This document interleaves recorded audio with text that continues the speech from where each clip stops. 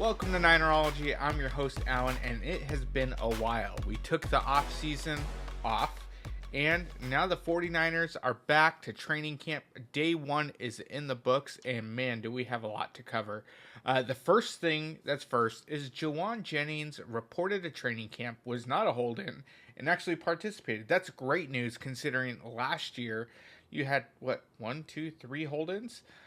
From Brandon Ayuk, who needed a new contract, from Trent Williams, from Christian McCaffrey, and there was so much drama, and you started to think that this offseason would be drama-free. Then you hear Jauan Jennings wants a new contract or wants to be traded, but it seems like things are headed in the right direction because Jauan Jennings was on the field. He was practicing, not holding in, taking part in drills, and that's a great sign. That means they're probably headed in the right direction. An extension is probably happening in the near future.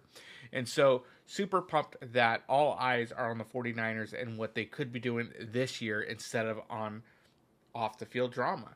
Now, some things that do need to be addressed. Jacob Cowing did injure his hamstring during the very first practice. And the wide receiver position is already very thin. You got Ricky Pearsall, who's on the PUP list, who could be activated in a few days, according to John Lynch and Kyle Shanahan. But you also have Brandon Ayuk, who's still coming back slowly. I don't anticipate him back until halfway through the season.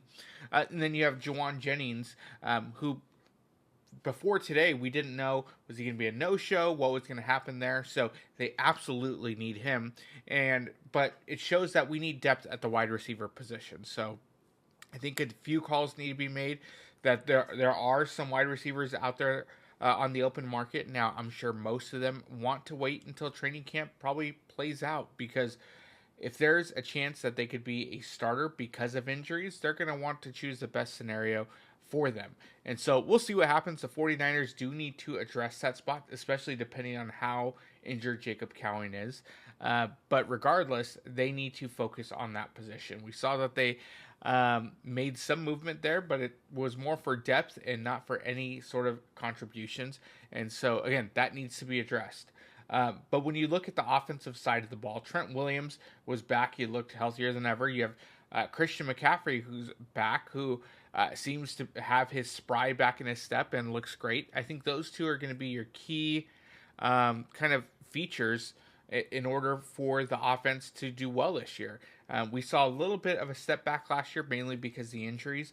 But if Trent Williams and Christian McCaffrey are healthy, look for the 49ers offense to really produce. Yes, you need Brandon Ayuk. The fact is, Ricky Pearsall, if he comes back in a couple days and is looking sharp, he's probably going to take a step ahead in a year or two.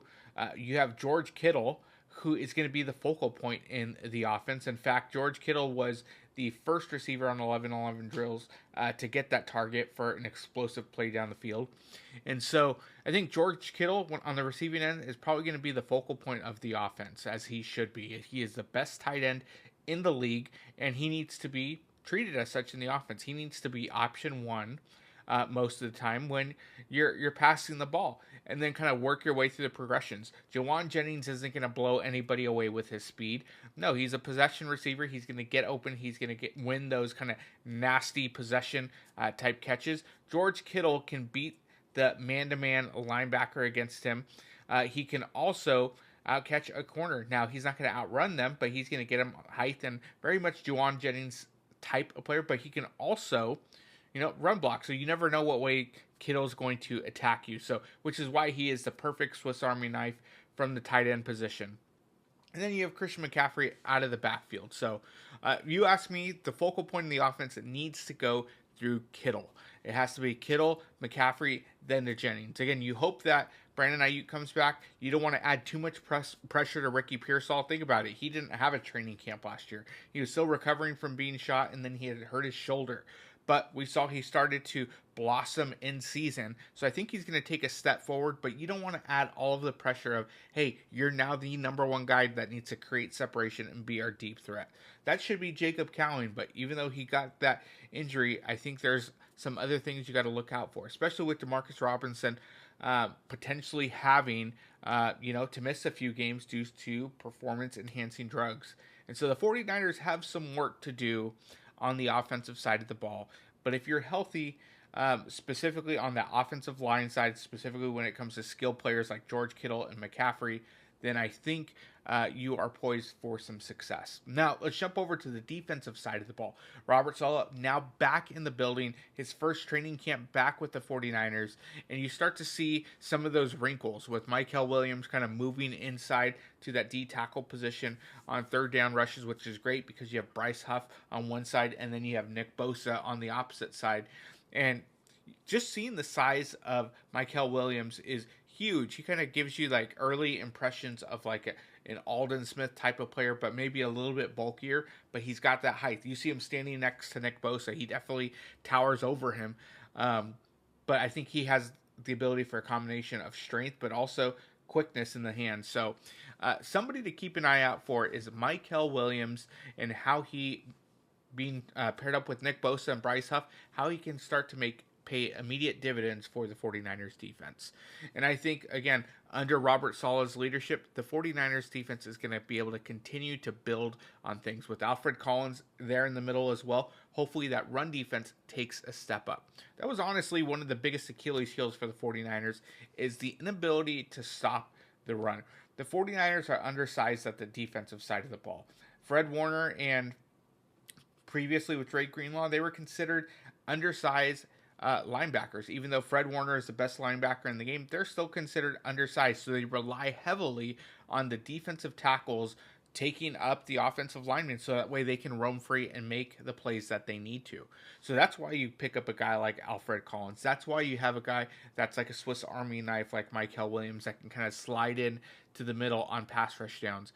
And so I think under the leadership of Robert Saleh, as long as this team can stay healthy, the defensive side is going to continue to make progressions to maybe a top 5 defense this year. Again, they were still top 10 last year, even with all the moving pieces, but we start to see that breakdown when it comes to teams just wearing down the team against the run. So the 49ers offense and defense, it looks great, even though there was that Jacob Cowing scare. We don't know what the extent of that, but also you have other players showing up. You don't have additional drama happening. Kyle Shanahan even looks rejuvenated. You look at the presser, he's clean shaven now. He seems to be in better shape. Doesn't look as worn out. And sometimes that's what you need in an offseason. It's there to kind of rejuvenate you, get you that spirit. And so I'm stoked for what the 49ers have for this year. Again, it's just day one of training camp. We're going to learn more and more about the team. Brock Purdy needs to earn his paycheck. He got paid big time through 2 interceptions today. Not really how you want to start it, but this is the place where to make mistakes. But he needs to take not only just that leadership role vocally, but he needs to start making better decisions even in training camp. You need to start knowing what spots to avoid. But if there's going to be areas where you try to fit through a tight window, practice is where you want to do it. So it's early. Let's see what happens with the 49ers. Hopefully they make a few moves with some pending free agents. We know that there are people out in the market, and they need to make some moves for that wide receiver room. So that's all we have for today. Don't forget to like and subscribe, and we'll catch you tomorrow.